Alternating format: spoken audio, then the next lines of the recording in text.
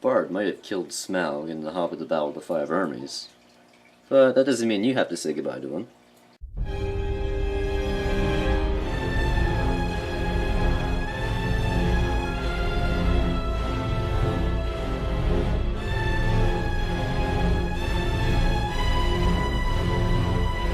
Alright, welcome Hobbit fans to another Middle-earth Essentials video here on Bill Brick9's channel. I haven't done one of these in a while.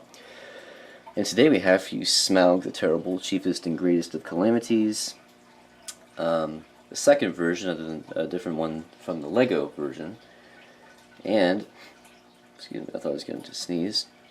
So this obviously isn't made out of Lego. You can only get it from the hobbitshop.com. I don't even know if they're still selling it. I believe they are, though. So obviously this isn't the Lego version, but you can decide for yourself which one you like better. This one is bigger in size, but the actual body parts, other than the wings, are smaller. Kind of hard to comprehend. It just means that Smaug's wings are way bigger than the ones in the Lego version, and his other body parts, such as his head, are smaller than they are in the Lego version. We'll compare the two, and please tell me in the comments below which one you like better. And you have to take into consideration price and all that as well. So let me go and show you the box. And this retailed for, I want to say $70, but I got it for $50.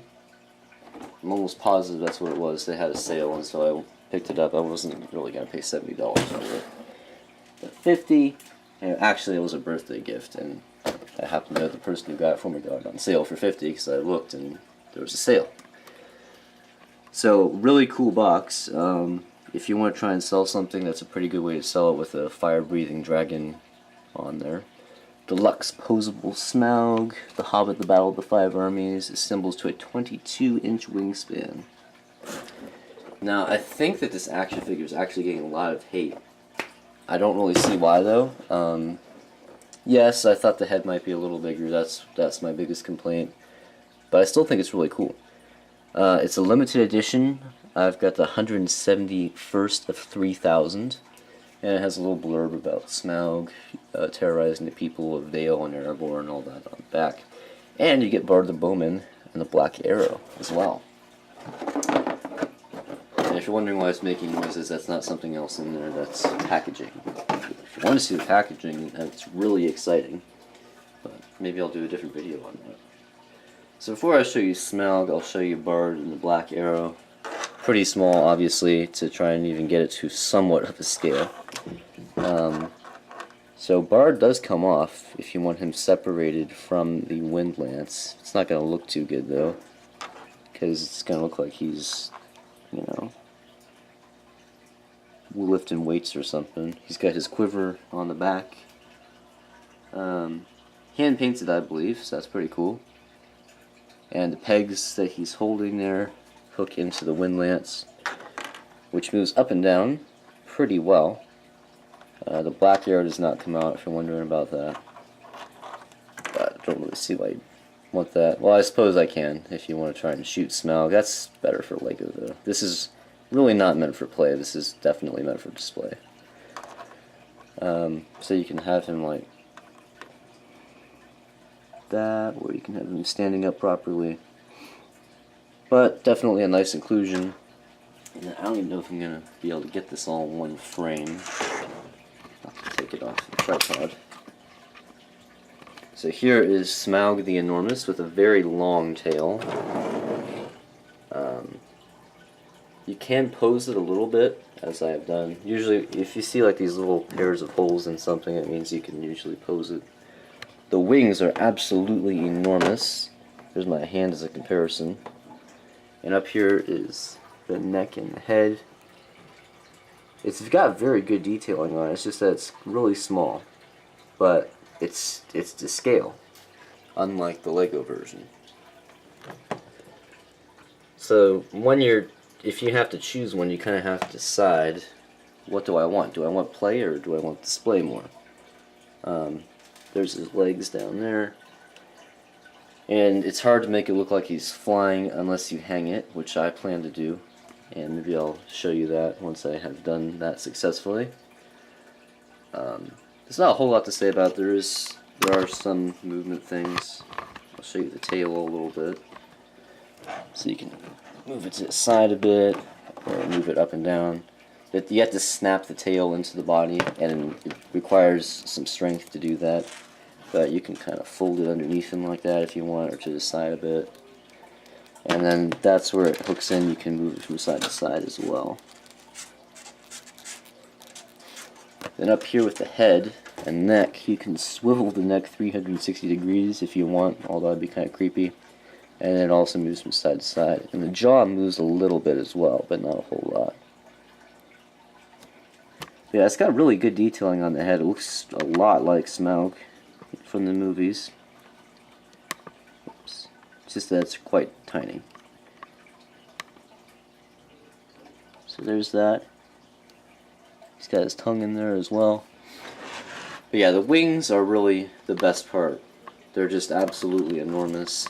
There's some jointing on here a little bit. I haven't really figured... Okay, yeah, so you can... There's some snapping going on there to make it look like he's flying a bit if you want. Still can't really... This is definitely something that you either want him to be on the ground or hang him in the air. You can't make it look like he's flying down on someone, really, unless you have some fishing wire or something to help with that illusion. But overall, I think it's... I like it. And there's a lot of people who don't like this, and there it actually kind of looks pretty good. This is getting a lot of hate from YouTube and stuff, and in the reviews. I don't really see why. Do I like the Lego version better? Well, I'm a Lego freak, so yeah, I probably do. But I think this is really good as well. Now, as for the price, let's take this into consideration. The Lego set was about 700 pieces or so. We'll round it to 800 even. So normally that'd be about $80, $90, but the set was $130. So you're actually paying about $40 or $50 for Smaug alone. And with the discounted price, that's about what you're going to be paying for this too.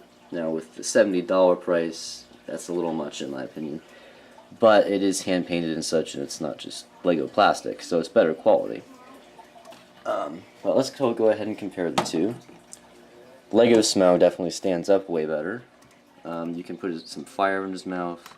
You can move the wings easier. You can, well, really, the posability is way better with this one, but it doesn't look quite as accurate.